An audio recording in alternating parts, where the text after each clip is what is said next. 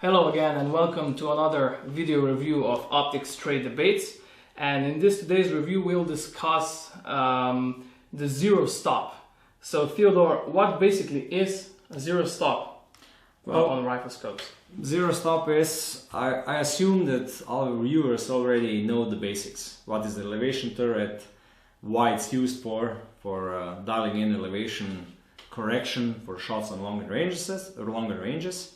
And what is zero stop? Zero stop is that when you zero the scope on a rifle on a given distance, usually here in Europe it's 100 meters. When you zero in that on 100 meters you hit the dead center of the target, then you reset the turret so that it shows zero on the turret on the zero position. Mm-hmm. So that means that you always know when is the turret in the position that the scope is zeroed at 100 meters.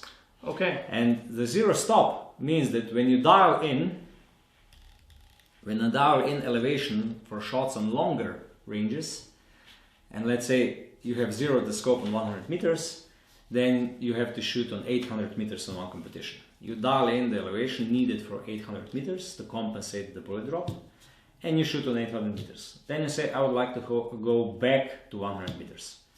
You can just blindfolded go back with the turret and stop.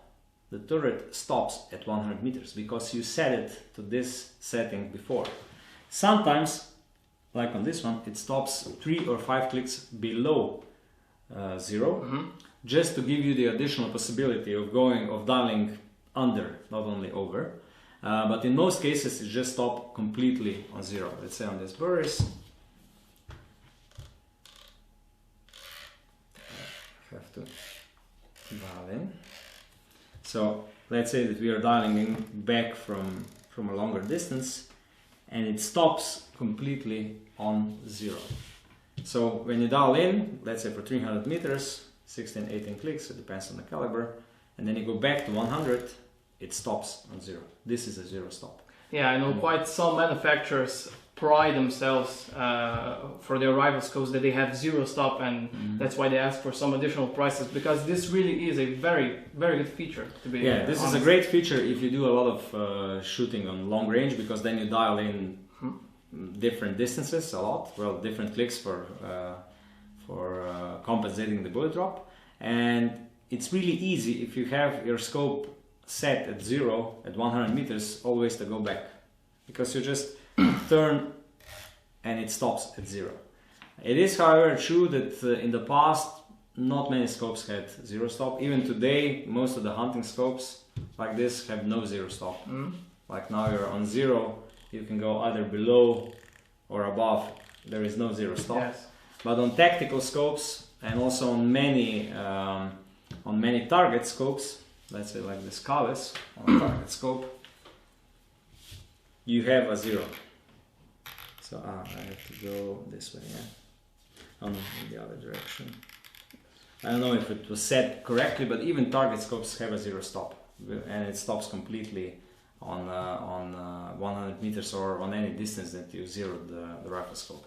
Yes, we know that nowadays rifle scopes get more and more sophisticated, and zero stop is really a necessity if you want to be a premium manufacturer. Yeah, you have to do a clean zero stop, because this was also a problem in, I would say, a couple of years ago, that many scopes had zero stop done by small inserts inside of the turret, which you put in by yourself, and then it was always mushy. That means you came to zero, but you were always a couple of clicks below zero. You didn't know how many clicks. Yes. And this was not a good approach. But now in 2018, I would say majority of scopes have a clean, true zero stop. Yeah, true zero stop.